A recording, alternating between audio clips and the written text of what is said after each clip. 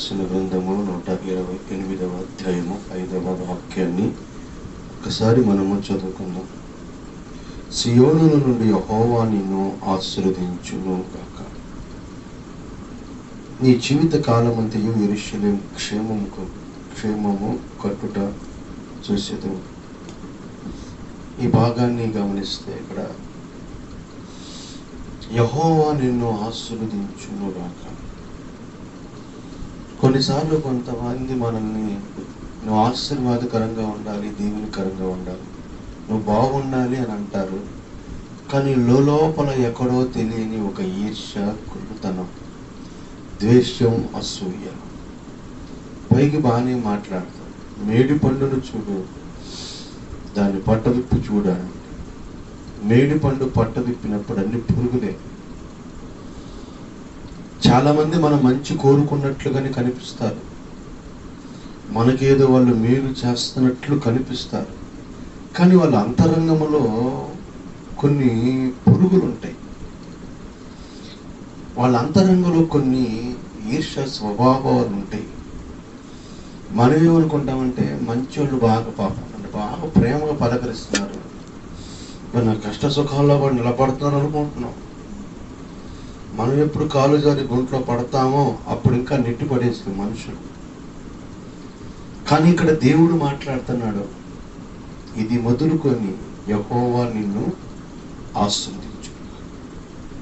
ఎన్నో దీవెనలు, ఎన్నో ఆశీర్వాదాలు దేవుడి దగ్గర ఉన్నాయి. ఈ రోజున నీవు నష్టంలో ఉన్నా, కష్టంలో ఉన్నా, బాధలో ఉన్నా, శ్రమలో ఉన్నా, నిందల్లో ఉన్నా, అవమానాల్లో ఉన్నా, ఆర్థిక పరిస్థితులు నిన్ను వెంటాడినా దేవుడి ఉదయం నీతో మాట్లాడుతున్నాడు, నేను నిన్ను ఆశీర్వదిస్తాను అంటున్నాడు. ఎలాగ మనల్ని ఆశీర్వదిస్తాడు?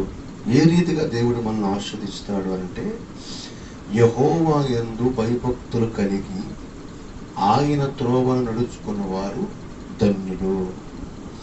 ఇప్పుడు నువ్వు భయపడాల్సింది కరోనాకి, రోగాలకి, దెయ్యాలకి, పిశాచులకి కాదు.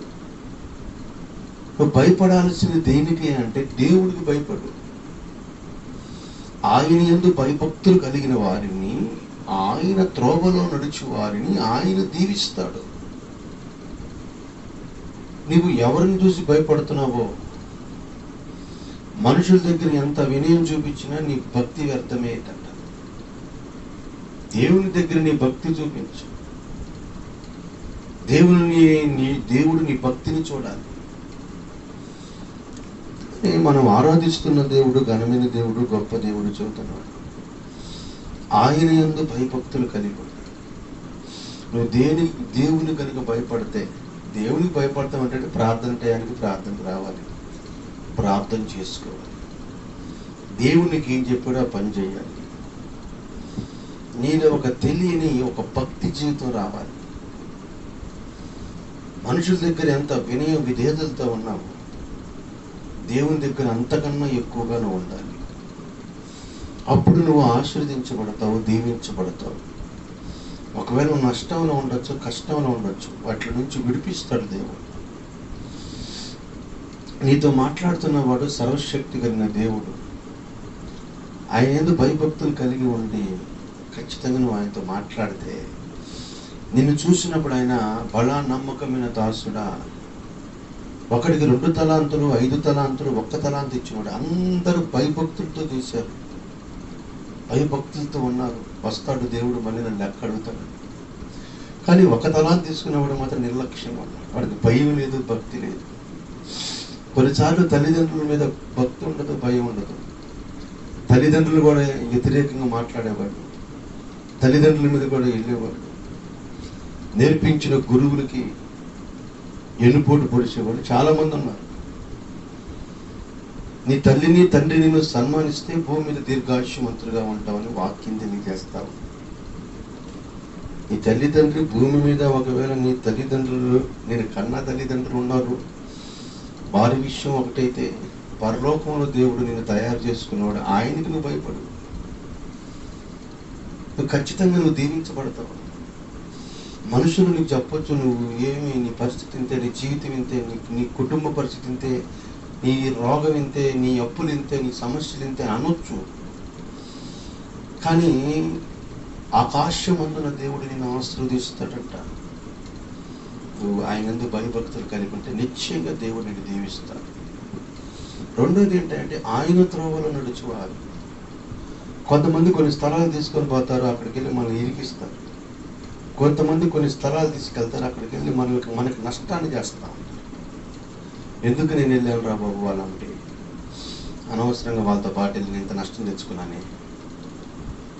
తాగటానికి పిలుస్తారు కొంతమంది మనల్ని, వాళ్ళు తీసుకెళ్ళి వాళ్ళు తప్పిరు, మనమే డబ్బులు ఖర్చు పెట్టేలా చేస్తారు. తినటానికి తీసుకుని వెళ్తారు, మొత్తం వాళ్ళే తింటారు, కానీ మనం కట్టేలా చేస్తారు. బెల్లం ఉన్నప్పుడు ఈగలు ఉన్నట్లుగా ఉంటారు మనుషులు. ఎంతోమంది వేరే వాళ్ళ మాటలు విని వెళ్ళటం ద్వారా నష్టపోయిన వాళ్ళు కోట్ల మంది ఉన్నారండి. పెద్దోళ్ళు చెబుతారు, వాళ్ళ మాట ఖచ్చితంగా మనం వినాలి. వాళ్ళు అనుభవించారు కాబట్టి, వాళ్ళు వాటి నుంచి వచ్చారు కాబట్టి వాళ్ళకి తెలుసు ఆ బాధ ఏమిటో, ఆ సమస్య ఏమిటో. నువ్వు పెద్దల మాట విన్నప్పుడు, నీ గురువు మాట విన్నప్పుడు, దేవుని మాట విన్నప్పుడు ఖచ్చితంగా నువ్వు దీవించబడతావు. ఆయన మార్గంలో నువ్వు వెళ్ళు. ఆయన మార్గం అంటే ఏంటంటే దేవుణ్ణి ప్రార్థన చేసుకుని, ఆరాధన చేసుకుని, ఆయన నీకు ఏది మంచి చెప్తే ఆ మంచి పని చేయడానికి ముందుకు వెళ్ళు. దేంట్లో పడుతుందంటే తలదొరుచుకుంటే మనం నష్టపోతాం, వాళ్ళు సైడ్ అయిపోతారు. మనకు అవసరం అవన్నీ. మనం ఏదో మన పని ఏదో, మన ఉద్యోగం ఏదో, మన వ్యాపారం ఏదో, మన కుటుంబం ఏదో, మన క్రమంలో మనం నడుచుకుంటూ వెళ్ళిపోయి దేవుడు అడుగుజాడను నడవగలిగితే ఖచ్చితంగా దేవుడు నిన్ను దీవిస్తాడు, నీ కుటుంబాన్ని ఆశీర్వదిస్తాడు. ఎక్కడికి వెళ్ళినా నీకు చెయ్యండి ఇస్తాడు, కానీ అప్ప చెయ్యండి దేవుడు ఇవ్వడు. ఉదయకాలం నేను వాక్యం ముగిస్తూ నీకు మాట చెప్తాను. ఈ ఫేస్బుక్ లైవ్, యూట్యూబ్ ఛానల్ ద్వారా ఈ లైవ్ కార్యక్రమం వెళ్తున్న ప్రతి ఒక్కరితో చెప్తున్న మాట అదే. నువ్వు దీవించబడాలనుకుంటే ఆయన